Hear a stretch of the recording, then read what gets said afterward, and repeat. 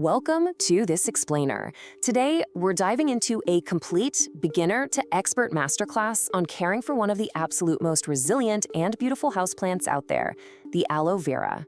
Whether you are a total novice getting your very first plant or a seasoned collector, this guide is going to take you through absolutely everything you need to know to make your plant thrive. So let's actually kick things off with a bit of history. The ancient Egyptians gave this world-renowned succulent a pretty legendary nickname, the plant of immortality. And they revered it not just for its striking architectural beauty, but because of its incredibly soothing gel and just absolute unbelievable resilience. It is literally a living first aid kit. And today, we're gonna learn exactly how to harness that resilience right in your own home. Here's our agenda for today's explainer.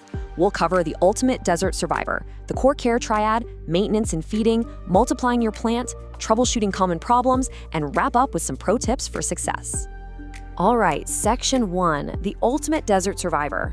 Think of it as a resilient, living first aid kit. Okay, so the aloe vera is a perennial. That basically means it has a super long lifespan, easily over 10 years indoors if you treat it right. It grows actively in the spring and hits its peak stride in the summer. But here's the catch. As we head into fall and winter, it needs a strict rest period. I mean, its growth slows down dramatically. Because of that, you've got to significantly reduce your watering to mimic its natural dormancy. Getting this rhythm down, that's the secret to a really happy aloe. Moving right along to section 2, the core care triad.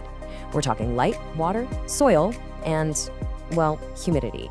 So for that first pillar, light, your aloe needs at least 6 hours of bright, indirect to direct sun every single day. A south or west-facing window? Absolutely perfect. Now, if it doesn't get that light, you'll see a condition called etiolation. Basically, the plant stretches out trying to find more sun. Instead of plump, upright leaves, you get this leggy, weak, pale growth. It's not a great look. Remember, this plant will survive in a dark corner, but it absolutely won't thrive. Now for the second pillar, water. You really have to treat watering like a rare desert event. Since aloes store a ton of water right in their fleshy leaves, the absolute most common mistake is practically loving them to death with too much water. Instead, you're going to use the drench and dry method. Here's how it works. Pour water in until it flows freely out of the drainage holes. Let the pot drain completely, and then, and this is the absolute most important part, do not add a single drop of water again until the soil is 100% bone dry. In the heat of the summer, that's maybe every 2 to 3 weeks. In the winter, honestly, maybe just once a month. And you know, spotting the difference between overwatering and underwatering is a total game changer for diagnosing your plant. Overwatering, that's gonna look like mushy, browning, or yellowing leaves near the base, plus a really soft stem, and that is incredibly dangerous for the plant. Underwatering, on the flip side, leaves you with thin, wrinkled, deflated leaves that curl inward, usually with crispy tips. If you see those wrinkles, your plant is just thirsty.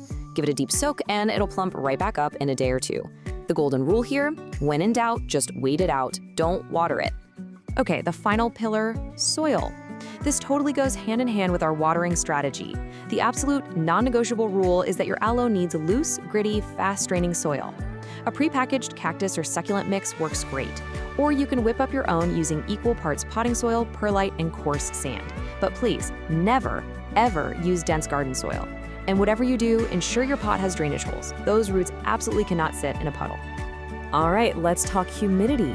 You might be wondering how much extra misting this arid desert dweller needs to thrive. The answer? Exactly 0. 0 extra humidity.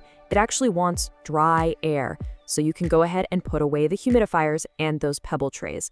Pumping up the humidity actually increases the risk of nasty fungal diseases. Just your normal, everyday household air is absolutely perfect.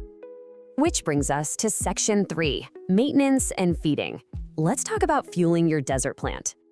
So aloes aren't exactly heavy feeders, right? But a little boost during their active growing season definitely helps. Using a balanced, water-soluble fertilizer with a 10-10-10 NPK ratio is pretty much ideal. But here's the catch.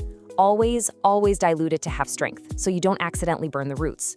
And you really only need to apply it once or twice a year during the spring or summer and only on soil that's already moist. Never fertilize in the winter when the plant is sleeping. Now, as for pruning, you'll love this. The requirements are wonderfully minimal.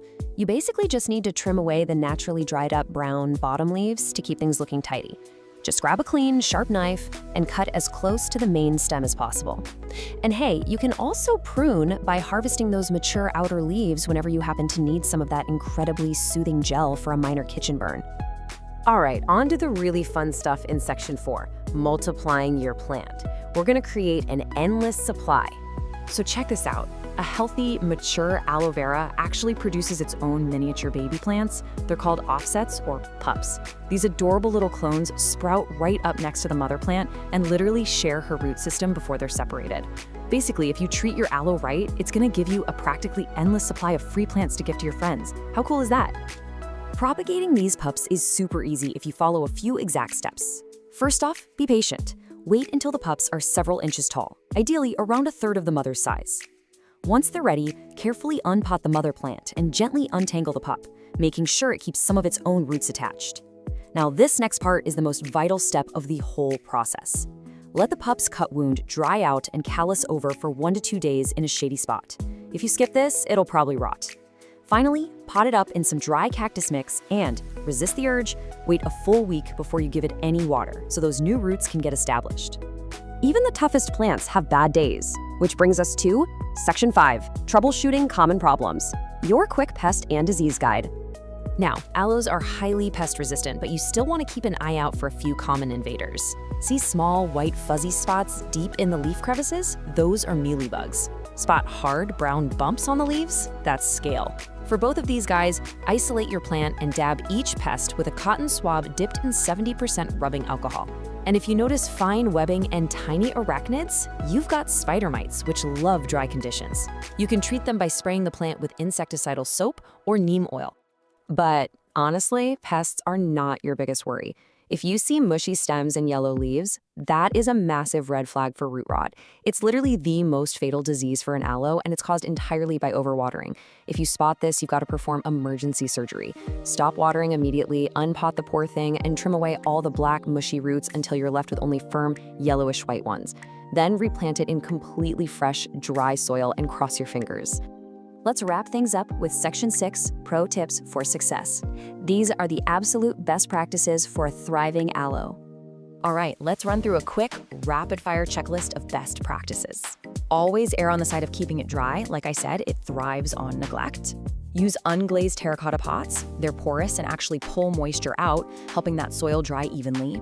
Make sure to rotate your pot a quarter turn every few weeks so it grows straight and doesn't lean toward the window. Keep it in its ideal temperature range between 55 and 85 degrees Fahrenheit, and definitely keep it away from cold, drafty windows in the winter. Don't rush pot propagation, wait until they're a third of the mother's size. And finally, repot every 2 to 3 years, but only go up 1 or 2 inches in pot size to prevent excess soil from holding water like a sponge.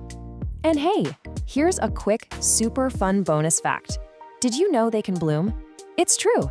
Mature indoor aloe veras rarely flower, but if you give them absolutely perfect care, meaning maximum bright light and a really distinct, cool, dry winter rest period, you might just hit the jackpot. They can shoot up this tall stalk topped with stunning tubular yellow or orange flowers. It's a truly spectacular, rare reward for a job well done. So you've learned the exact soil blend, the watering techniques, how to harvest, and how to multiply. You're officially equipped with everything you need to care for this resilient, living first aid kit. But this is just one of nature's incredible survivors. So how will you put your self-multiplying aloe to use in your own home? And more importantly, what other botanical secrets are waiting to be uncovered in your indoor jungle? Stay curious, everyone, and happy growing!